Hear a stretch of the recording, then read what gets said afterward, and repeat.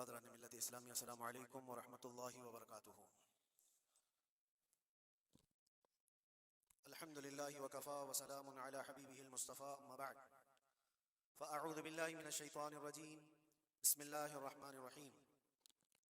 ان عدت الشہور عند اللہ 12 شہرا فی کتاب اللہ یوم خلق السماوات والارض منها 4 حرم ذلك الدین القیم الى آخر هذه الآیہ۔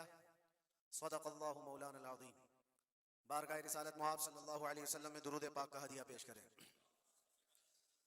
اللہم صلی علی سیدنا و مولانا محمد معدن الجود والکرم وآلہ واصحابہ الکرام وابنہ الکریم وبارک وسلم صلاة دائمة سرمدا ابدا۔ اسلامی سال کا پہلا دن ہے، محرم الحرام کی آج پہلی تاریخ، اور اللہ کا شکر ہے کہ یہ نیا سال جمعہ کے دن سے شروع ہو رہا ہے۔ اللہ تعالیٰ اس نئے سال کو ہم سب کے لیے خیر و برکت والا سال بنائے۔ ویسے تو اے مومنوں، سال کی شروعات ہی سے مسلمانوں کو قربانی کا جذبہ سکھایا جاتا ہے۔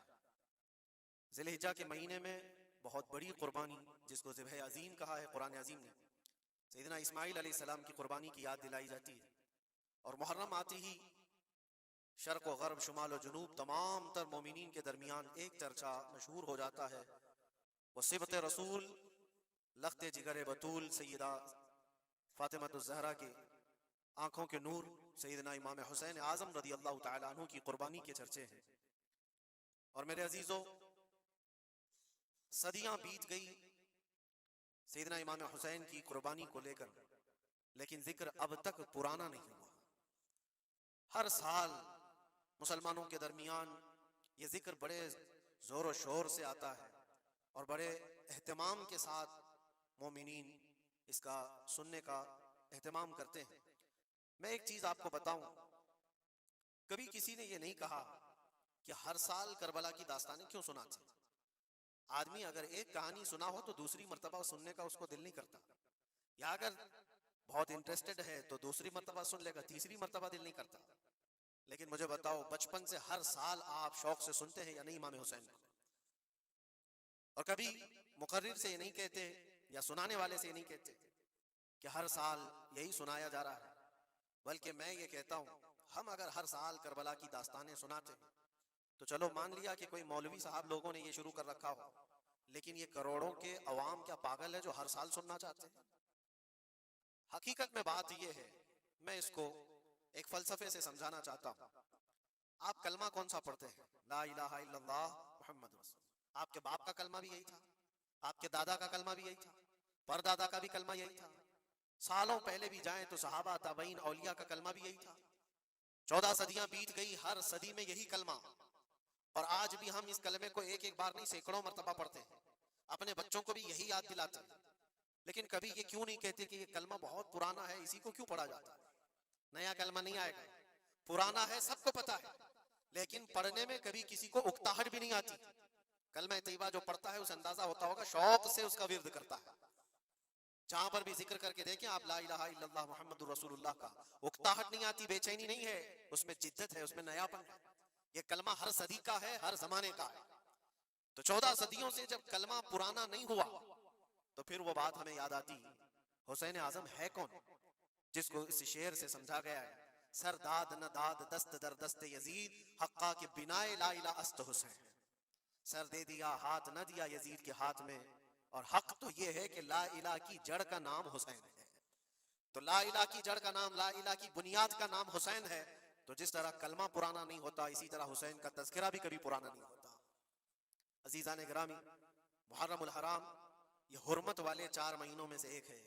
سال کے 12 مہینوں میں اللہ تعالیٰ نے قرآن پاک میں فرمایا 4 مہینے حرمت والے ہیں، رجب، اور پھر یہ ذی القعدہ، ذی الحجہ اور محرم، یہ 4 مہینے حرمت والے ہیں۔ اس میں جنگ و جدال، قتل و قتال سب حرام ہے۔ صرف آپس کی بات نہیں کر رہا میں، کسی دوسرے کے ساتھ بھی جو جنگیں ہوتی تھی اس وقت یہ سب حرام ہو جاتی، سب تلواریں نیچے رکھ لیے جاتے حرمت والے مہینوں۔ لیکن ہے، لعنت ہے اس یزیدی فوج پر جس نے حرمت والے مہینے کا بھی خیال نہیں کیا، اور نہ ہی کفار و مشرکین سے ان کا مقابلہ تھا، بلکہ رسول اللہ کے گھر والوں سے مقابلہ تھا۔ اہل بیت اطہار سے مقابلہ تھا، حرمت والے مہینوں کی دھجیاں اڑا دی گئی، کربلا کے اس میدان کو پورا لالا زار کر دیا، اس طرح خون ریز کر دیا گیا، ہر جگہ اہل بیت کے ٹکڑے نظر آتے تھے۔ وہ ایک عظیم سانحہ ہے، ایک عظیم حادثہ ہے جس کو رہتی دنیا تک بھلایا نہیں جا سکتا۔ آج میں تھوڑی باتیں عرض کر کے آپ کے سامنے یہ بات رکھوں گا۔ اللہ کے نبی صلی اللہ تعالیٰ علیہ وسلم نے اس حرمت والے مہینے کی فضیلت بھی بیان فرمائی، اور اس محرم میں حضرت حفصہ رضی اللہ تعالیٰ عنہ جو حضور کی زوجہ ہیں، وہ فرماتی ہیں رسول پاک صلی اللہ تعالیٰ علیہ وسلم 4 عمل زندگی میں کبھی ترک نہیں کرتے تھے، چھوڑتے نہیں تھے۔ وہ کیا ہیں؟ تو آپ فرماتی ہیں ان میں سے ایک عاشورہ کا روزہ حضور کبھی نہیں چھوڑتے تھے۔ عاشورہ کا روزہ رسول پاک صلی اللہ تعالیٰ علیہ وسلم کبھی ترک نہیں فرماتے، اس کی بڑی فضیلت ہے۔ یہ عاشورہ کیا ہے؟ 10ویں محرم کے دن کو عاشورہ کہا جاتا ہے، بڑا تاریخی دن ہے، اور بلکہ اللہ کے نبی صلی اللہ علیہ وسلم نے یہ بھی فرمایا قیامت بھی اسی دن کو آنے والی ہے۔ 10 محرم الحرام ہوگی اور جمعہ کا دن ہی ہوگا، جس دن سور پھونکا جائے گا اور پوری دنیا فنا کر دی جائے گی اور قیامت کا منظر قائم ہو جائے گا۔ عاشورہ کا دن آتا ہے تو اے مومنو، سب کے سب اللہ کی بارگاہ میں دوڑ آ جاؤ، عبادت کے لیے لگ جاؤ، اور اس دن یہ یاد کرنا چاہیے کہ یہی وہ دن ہوگا جب ہمیں بارگاہ رب العزت میں کھڑا کیا جائے گا۔ اولین سے لے کر آخرین تک جتنے بھی پیدا ہوئے اس روئے زمین پر سب کو اٹھایا جائے گا، حساب و کتاب ہوگا، اور وہ 50,000 سال کے برابر کا ایک دن ہوگا۔ اس دن کو یاد کر کے عاشورہ کا اہتمام کرنا ضروری ہے۔ عاشورہ میں تو ویسی یادگاریں بہت ہیں۔ آدم علیہ السلام کے متعلق ان کی توبہ اسی دن قبول ہوئی۔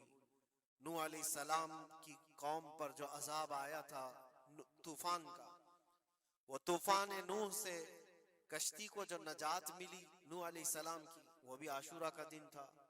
سیدنا یونس علیہ السلام کو مچھلی کے پیٹ سے باہر نکالا گیا، وہ بھی عاشورہ کا دن تھا۔ موسیٰ علیہ السلام کو فرعون سے نجات دی گئی، فرعون غرق ہو گیا، پانی میں ڈبو دیا گیا، وہ بھی عاشورہ کا دن تھا۔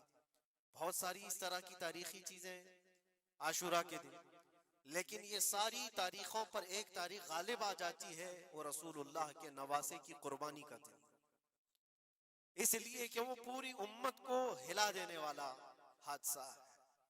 نبی آخر الزمان صلی اللہ تعالیٰ علیہ وسلم نے اپنے اس لخت جگر کو، اپنے اس نور نظر کو، جس کے لیے اپنے سجدے لمبے کر دیا کرتے تھے، جانتے ہیں آپ حضور پاک صلی اللہ علیہ وسلم کے ایک بیٹے تھے حضرت ابراہیم، اور یہ اسی زمانے کے ہیں جب حضرت امام حسین بھی پیدا ہوئے تھے، اور حضور کی گود میں آپ کے اپنے بیٹے بھی تھے۔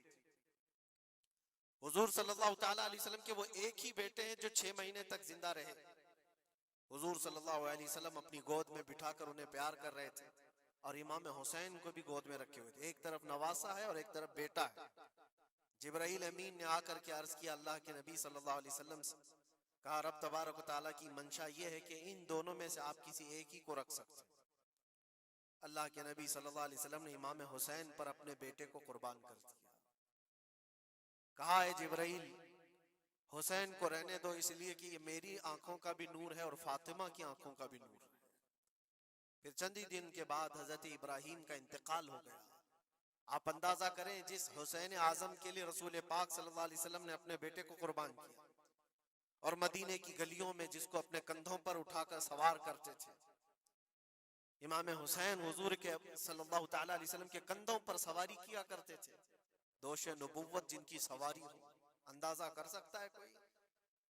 اس حسین اعظم کے چرچے مدینہ طیبہ میں بچپن میں ہی عام تھے۔ صحابہ اکرام رضوان اللہ تعالیٰ علیہ مجمعین دیکھتے تھے، کبھی حضور صلی اللہ تعالیٰ علیہ وسلم مسجد نبوی تشریف لاتے تو یہ دونوں شہزادے حضور کے جبے پر لٹکے ہوئے آتے تھے۔ کبھی حضور منبر پر کھڑے ہیں تو ایک شہزادہ حضور کے ایک قدم کو پکڑا ہے، دوسرا دوسرے قدم کو پکڑا ہوا ہے۔ یہ تو ان کی پرورش تھی جو بچپنے کی تھی۔ صحابہ ان کی اس بچپنے پر رشک کیا کرتے تھے، اور صحابہ اکرام رضوان اللہ تعالیٰ علیہ مجمعین ادب حد درجے کا کرتے تھے۔ آپ کو میں بتاؤں، ادب تو ایسا تھا اہل بیت اطہار کا امام حسین کی عمر چھوٹی سی تھی، امام حسین.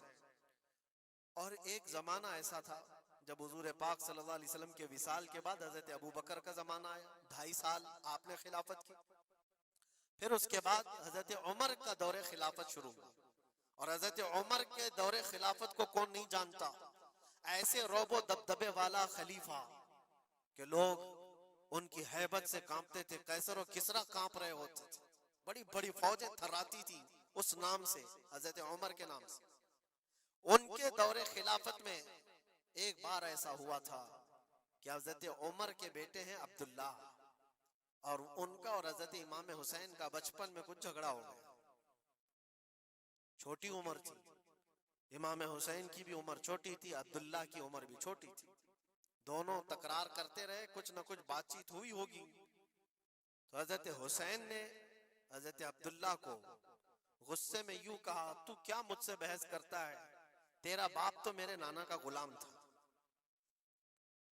خلیفہ وقت ہیں وہ، اور ان کو اس طرح سے کہا تیرا باپ آج جو خلیفہ ہے وہ میرے نانا کا غلام تھا. حضرت عبداللہ کو یہ بات لگی، کہا میں یہ شکایت امیر المومنین سے کروں گا. وہ دوڑ کر کے آئے، خلیفہ وقت ہے جس کے سامنے کھڑے ہونے کے لیے اچھے اچھے کانپ جاتے تھے. بیٹے نے آ کر کے کہا حضرت عمر فاروق سے کہ ابا آج میری حسین سے تکرار ہوئی اور جھگڑے میں انہوں نے مجھے یوں تانا مارا کہ تیرا باپ میرے نانا کا غلام تھا. حضرت عمر اتر آئے کرسی سے اور کہا کیا حسین نے ایسا کہا؟ کہا بالکل ایسا ہی کہا. تو حضرت عبداللہ کہتے ہیں ابا کا جلال دیکھ کر کے میں سمجھ گیا کہ حسین کو سزا ملے گی. کہا جاؤ حسین کو بلا لاؤ. حسین کو بلا لاؤ، انہوں نے یہ کہا ہے میں سننا چاہتا ہوں. حضرت عبداللہ دوڑے ہوئے گئے، چند اور لوگ بھی ساتھ میں آ گئے کہ حسین کی پیشی ہو گئی ہے خلیفہ وقت کے دربار میں. امیر المومنین عمر ابن خطاب نے طلب کیا ہے. حضرت حسین آئے اور وہ شہزادے کے اندر جو روب و دبدبہ ہے، جلال ہے، جمال ہے، وہ بچپنے سے قائم ہے. رسول اللہ صلی اللہ علیہ وسلم کا لعاب پاک جس نے پیا، خلیفہ وقت کے سامنے آ کر کھڑے ہوئے. حضرت عمر نے پوچھا حسین میرے بیٹے کو کیا آپ نے ایسا کہا ہے کہ تیرا باپ میرے نانا کا غلام تھا؟ حضرت حسین نے کہا ہاں میں نے کہا ہے. ڈر کس بات کا، خوف کس بات کا؟ جو کہا ہے وہ کہہ رہا ہوں، ہاں میں نے کہا. حضرت عمر نے کہا کیسے کہے بتاؤ، کس طرح سے تم نے کہا تھا، بول کے بتاؤ. حضرت حسین نے کہا میں نے عبداللہ سے یہ کہا تیرا باپ میرے نانا کا غلام تھا. حضرت عمر نے کہا اور ایک بار بولو. حضرت حسین نے پھر کہا عبداللہ تیرا باپ میرے نانا کا غلام تھا. حضرت عمر نے کہا اور ایک بار بولو. 3 بار بولنے کے بعد ان کے دونوں بازو پکڑ کر کے گھٹنے زمین پر ٹیک دیا. حضرت امیر المومنین کہتے ہیں میری بخشش کے لیے تمہارے جملے ہی کافی ہو گئے. آپ نے جو مجھے سند دی ہے اے حسین، بس یہ جملہ کل قیامت کے دن بھی کہہ دینا، جب میرا حساب ہو رہا ہو تو اتنا کہہ دینا عبداللہ کا باپ عمر میرے نانا کا غلام تھا. اس لیے کہ رسول کریم صلی اللہ علیہ وسلم نے فرمایا ہے الحسن والحسین سیدہ شباب اہل الجنہ، حسن اور حسین جنتی جوانوں کے سردار ہیں. یہ جسے اجازت دے دیں وہ جنت میں چلا جائے گا، جسے یہ کہہ دیں وہ کہ یہ میرے نانا کا غلام ہے. مجھے بتاؤ میرے عزیزو، اس حسین اعظم کی بات میں کر رہا ہوں، وقت کا باروب خلیفہ امیر المومنین عمر ابن خطاب، جن کے سامنے گھٹنے ٹیک کر کے بیٹھے اور کہے یہ جملہ دوبارہ کہو، ان کا مقام کیا ہو سکتا ہے؟ حد درجے کا ادب صحابہ اکرام کے اندر تھا. اور ایک مرتبہ ایسا بھی ہوا تھا، حضرت عمر ممبر پر کھڑے تھے، حضرت امام حسین اپنے گھر سے دوڑتے ہوئے آئے. یہ وہ منظر تھا جب انہوں نے اپنے نانا کو ممبر پر خطبہ دیتے ہوئے سنا ہے. زمانہ انہوں نے آنکھیں کھولی ہیں حضور کی گود میں، بچپنا پایا ہے رسول اللہ کے گھر میں، اور دیکھا ہے سب سے پہلے خطبہ دیتے ہوئے تو اپنے نانا کو دیکھا تھا. لیکن جب رسول کریم صلی اللہ علیہ وسلم کی وفات ہو گئی تو پورا اندھیرا سا چھایا ہوا تھا. حضرت امام حسین ان کے متعلق ہے کہ ایک بار حضرت عمر ممبر پر کھڑے تھے، وہ دوڑتے ہوئے آئے مسجد میں. حضرت حسین کو ایسا لگا کہ رسول اللہ خطبہ دے رہے ہیں. وہ یادیں کہاں سے جاتی جو رسول اللہ کو خطبہ دیتے ہوئے دیکھا تھا. دوڑتے ہوئے آئے, دیکھا عمر فاروق خطبہ دے رہے ہیں, تو چیخ کر کے کہا کہ آپ میرے نانا کے ممبر سے اتر جاؤ, یہ میرے باپ کا ممبر ہے, اپنے باپ کے ممبر پر جاؤ, تمہارے باپ کے ممبر پر جاؤ. حضرت عمر اتر گئے, یہ نہیں کہ خطبہ قائم رکھا, فوراً اتر آئے اور شہزادے کو پکڑ کر کے رونے لگ گئے. سچ کہا ہے حسین, یہ ممبر تو تمہارے گھر کا ہی ہے, یہ ممبر تمہارے باپ کا ہے, تمہارے نانا کا ہے, اور انہوں نے یہ عزت بخشی ہے ہمیں کہ ہم اس ممبر پر کھڑے ہوتے ہیں. اگر آپ اجازت دیں تو میں خطبہ دوں, ورنہ میں یہیں بیٹھا رہوں. یہ مقام تھا امام حسین کا, بچپنے کی بات کر رہا ہوں. پھر انہوں نے کہا آپ خطبہ دیں. حضرت عمر خطبہ دینے لگے. عزیزان گرامی, رسول کریم صلی اللہ تعالی علیہ وسلم کے اس عظیم خانوادے کی بات کر رہا ہوں. دنیا نے امام حسین کی داستانیں کربلا کی بہت سنائی, اور ہم بھی سناتے رہے اور سنتے بھی رہے. وہ تو آخری وقت کی قربانیاں ہیں. جب آپ کی زندگی پاک تمام ہونے کو آئی, اس وقت تو کربلا میں پہنچے, لیکن آپ کی ابتدائی زندگی اور آپ کی جوانی, یہ سب معاملات ہر نوجوان کے سامنے ہونا چاہیے. اگر نوجوان آج ہمارا یہ کہتا ہے کہ میرا آئیڈیل حسین ہے, تو اس کو حسین کی زندگی پڑھنا چاہیے.